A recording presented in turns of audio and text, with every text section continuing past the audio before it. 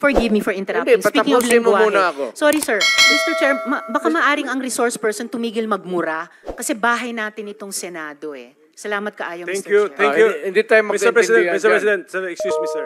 Ang kinaklarify ko po ay kanina sinabi nyo na in-encourage nyo ang PNP na i-encourage yung suspect na lumaban Yes. para mapatay, para Yes. masabing nanlaban. Correct. Correct. Para Ito a very ma-minimize. incorrect. Correct, yes. Very incorrect po, if I may Yes, say, as a it's not civilian, a- sa well, professional police. It Salamat depends kayo, on, Mr. Chair. ano na natin yan, ma'am. That's your view, that. It's not my Hindi view ka only, Mr. Chair. dumaan Thank you for hindi ka putting it on dumaan record. Pagka-mayor, pagka-prosecutor. Ako, alam ko, dumaan ako, prosecutor, mayor, presidente, alam ko ang trabaho ko. Sabihin mo, putang ina, huminto kapag hindi, tutudasin kita. Yun ang, lalo ng pulis. Putang ina itong mga pulis. Pagka pumasok yung pulis sa doon, hindi mo sabi, hoy pulis, huminto ka. Puntahan mo yung pulis, sabihin mo, mga pulis, kung mga tao na harapin ko, o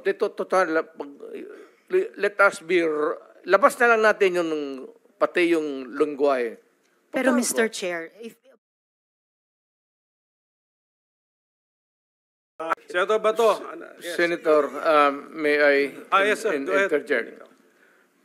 Lahat itong sa right side ko, dumaan ito ng Chief of Police, Police Director. Puro commander ng death squad yan.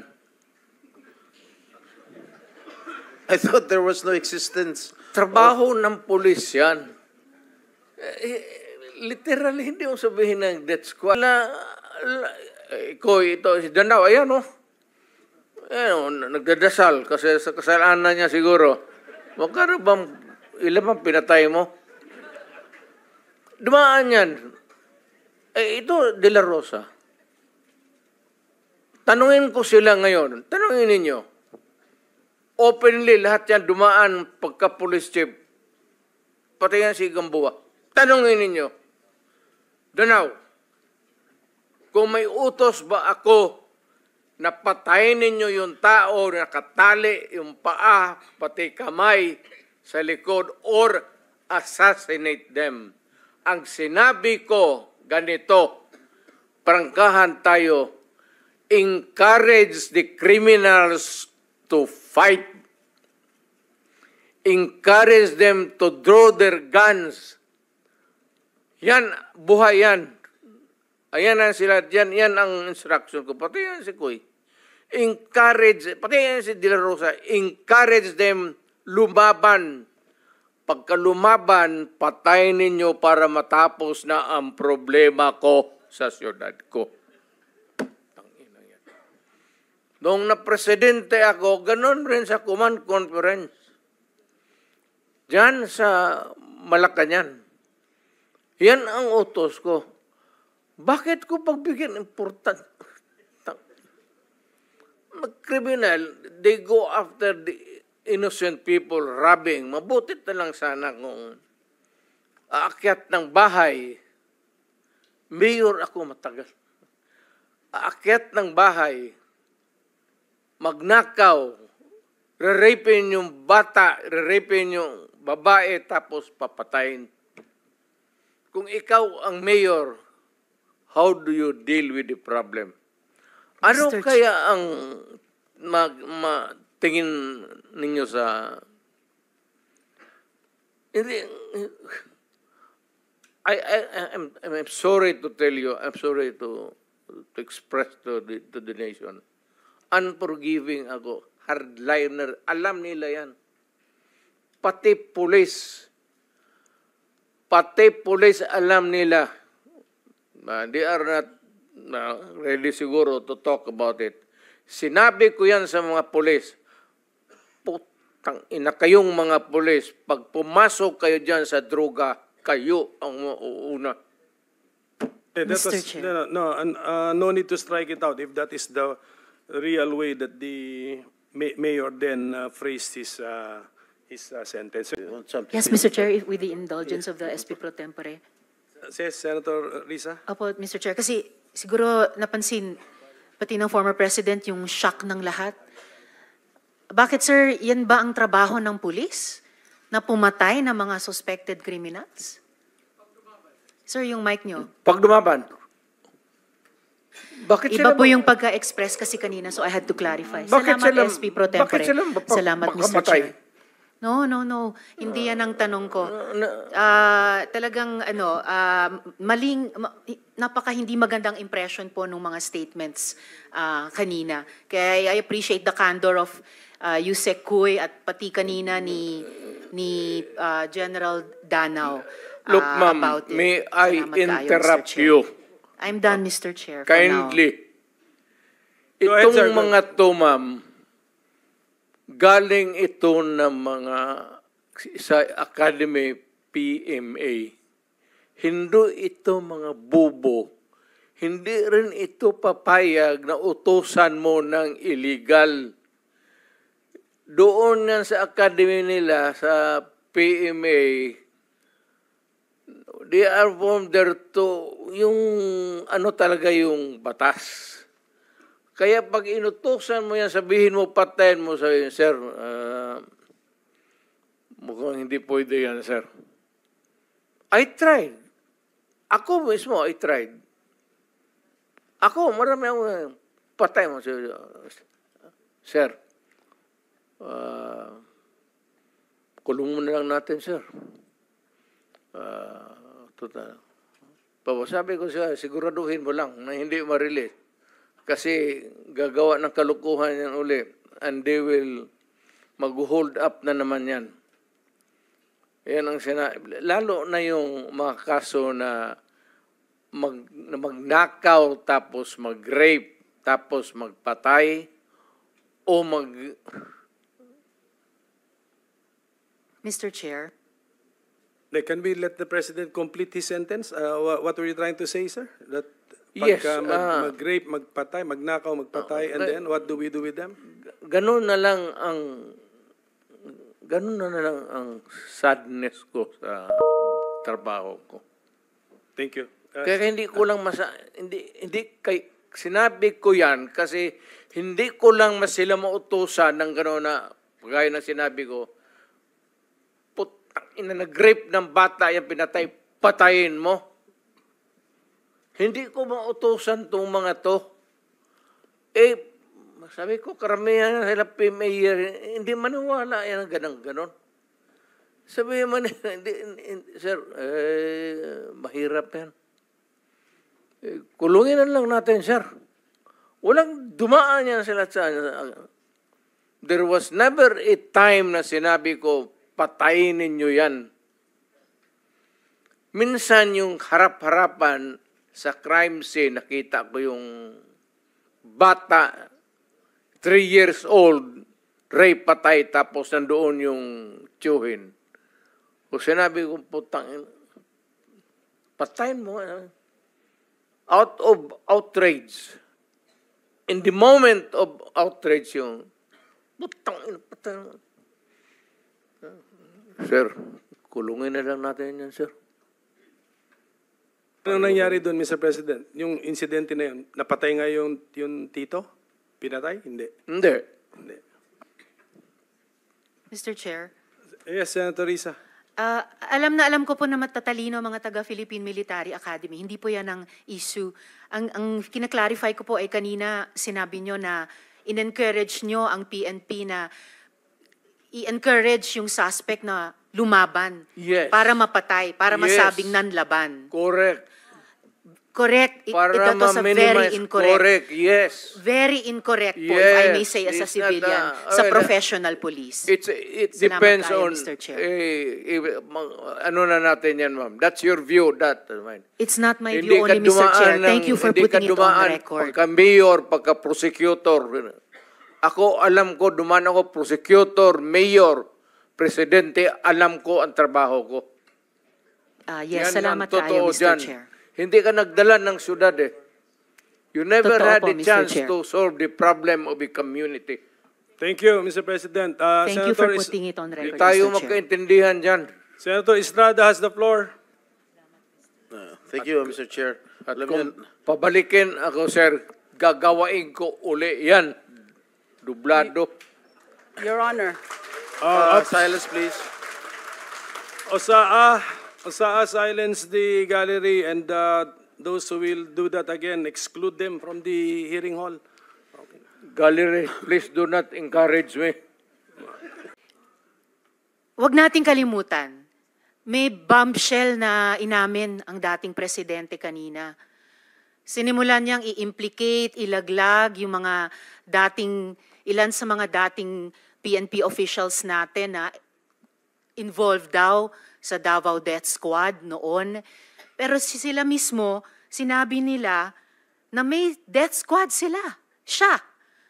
Bagamat hindi daw pulis, may death squad siya. Yun yung iniimbestigahan nga natin dito, Mr. Chair. Yung war on drugs, yung extrajudicial killings na nangyari nung war on drugs, sinimulang modelo sa Davao noon, tapos iniimbestiga natin kung yun ang ginamit na template o modelo para i-scale up nationwide. So, bombshell yung sinabi po ng dating presidente na meron na silang death squad, anuman ang pangalan yan, police o non-police ba yan, kasi it looks like what we are investigating now, yung ginamit na instrumento para sa war on drugs na nagbunga ng napakaraming extrajudicial killings. You are For the record, Mr. correct, ma'am. React, sir. Tama Thank you, ka talaga. Mr. Chair. Tama ka talaga. So, ganito na lang. Huwag na lang yung pulis. Kawawa yan, wala yung sa experience, Davao, ako. Imbestigahan niya ako. Set a date for an investigation para sa akin. Ako ang imbestigahan ninyo. At kunin ninyo yung record sa Davao yung namatay. At sabihin ko sa inyo kung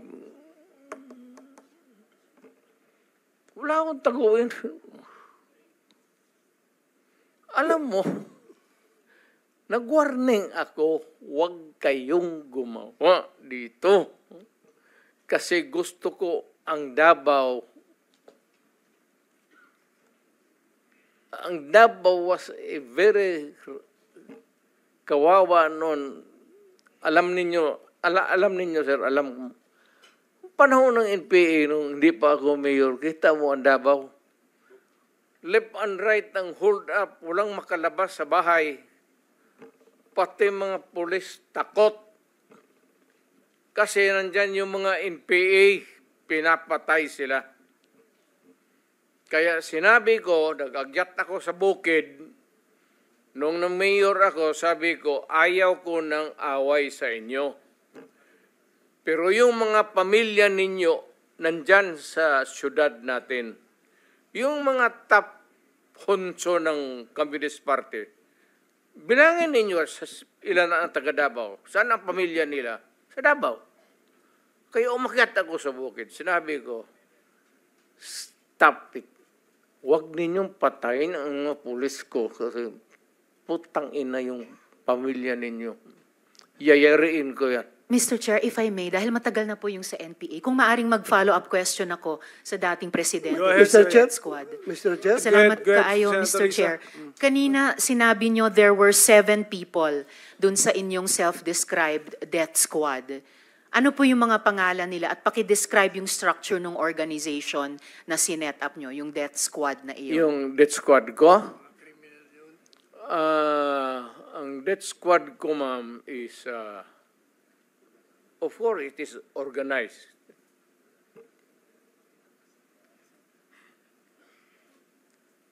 Hanggang dyan lang. Ano po yung structure ng organization na iyon? Against criminals. Hindi po, yun yung task siguro na binigay nyo. Pero anong structure ng death squad niya iyon? Structure against crime and criminals. Ibig sabihin, ano po yung setup? At sino yung 7 yon na miyembro ng death squad Fight nyo? crime. No sir, yung pangalan nung sabi nyo, 7 tao na nasa death squad nyo. Mukhang patay naman sila lahat, ma'am. It's okay, sir. Ano pong mga pangalan nila? You know, when I was mayor, it's about 43. I am now 73. For the life of me, I cannot remember the name. And ano po yung structure nung 7 yon? Merong bang team leader, may 2 tenyente, then may 4 pa na tao? Ano po yung structure ng organization na iyon? I said I am 73 years old. Hindi ko nga alam kung bakit nandito ako kaharap mo. Sir, I'm sure alam nyo kung bakit kayo nandito. In fact, kayo po yung nagsalita ng pinakamarami sa resource persons. Well, May reward po ba yung 7 iyon sa death squad nyo? Again, ma'am? May rewards po bang ibinibigay sa mga miyembro ng death squad nyo tuwing nakakapatay sila? Police? Police ba yung death squad nyo? Yung Yun ang allegations. Hindi po, yung sinabi nyo kanina. Huwag tayong lumabas dyan. Hindi po ako lumalabas. May ibang lumalabas. O, Yung dito sinabi tayo po ninyong ang death squad, pinag-usapan dito, may rewards po ba yun? Centered sa police na sinasabi na binabayaran. No, sir. Pina-follow up ko yung sinabi ninyo. Ay, yung civilian? Unprompted. So, kung civilian yon, yung sinabi nyo na death squad nyo na 7 tao, may rewards po ba yung 7 taong iyon kapag nakakapatay sila? Ay, hindi, ma'am. Mayayaman yung mga... Maraming gago na mayayaman sa Davao. Hindi Ano mo pong kaya- koneksyon ng mayayaman sa Davao? Gusto dun sa pumatay miyembro ng mga death kriminal. squad? Because Ibig sabihin, they want their city to be safe. Nagbibigay sila, yung Because mayayaman, they ng want rewards sa business to death thrive. squad? Yes, sir.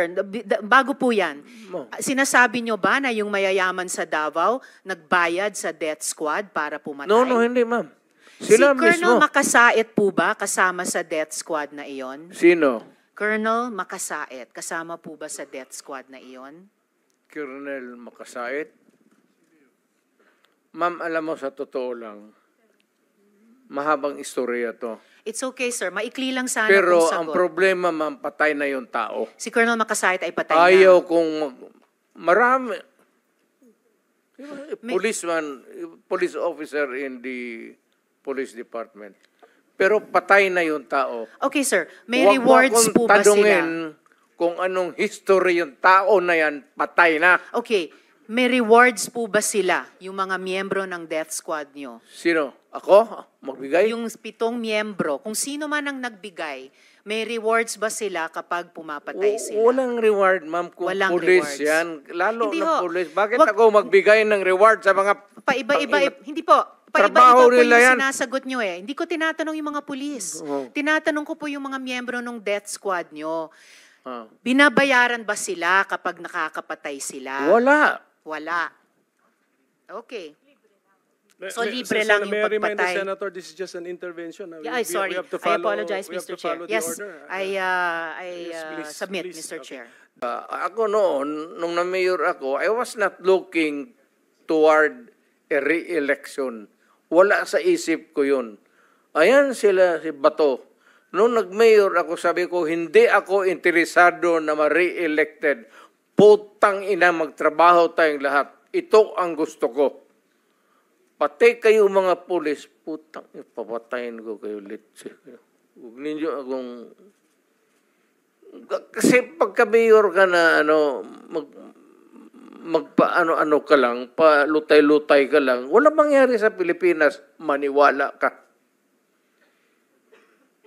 Lalo na yung mga mayors na pumapasok sa droga, yan ang dapat unahin patayin. Mr. Chair. Thank you, Mr. President. So what I'm getting, Mr. President, is that yung imperfection noong ating programa na War on Drugs, nakabase po doon sa ilang mga local government units na wala ho talagang totoong political will para labanan ito dahil binabanggit nyo nga po, marami or may ilan sa mga LGUs ang pananaw ay ma-re-elect lang. Re-election. Hindi talaga durugin. Ayaw magkaroon ng problema sa re-election niya. Yung iba naman, takot. Lalo na sa probinsya. Lalo na yung nagninegosyo ng droga, may mga baril, tapos may tao. Mr. Chair, with the permission of Senator Villanueva, quick interjection. Yes, Senator Ontiveros is recognized. Salamat kayo, Mr. Chair. Salamat, Senator Villanueva. Just to make of record na sinabi ng dating presidente na yung mga mayor na suspected na involved sa drugs dapat patayin. That is not an acceptable statement ng isang naging presidente tungkol sa mga naging kasama niyang nagtatrabaho sa gobyerno ng mga mayors.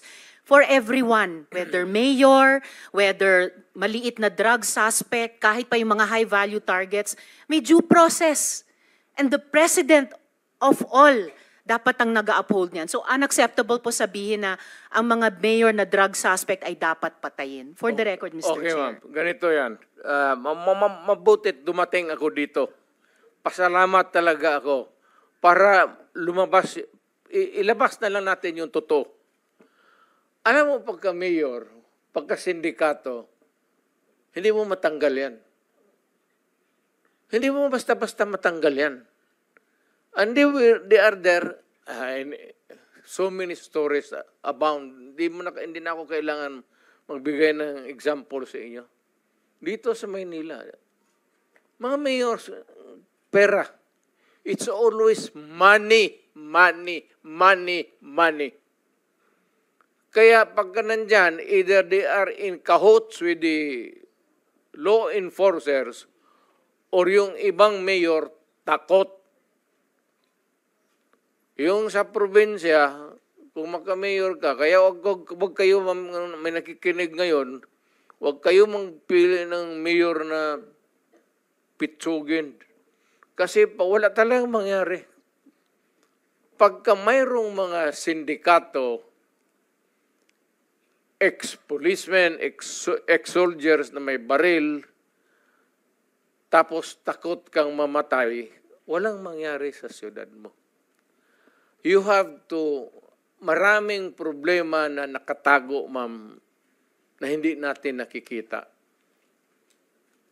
Nasa undercurrent yan. Hindi natin nakikita yan. Sino po ba yung mga yon?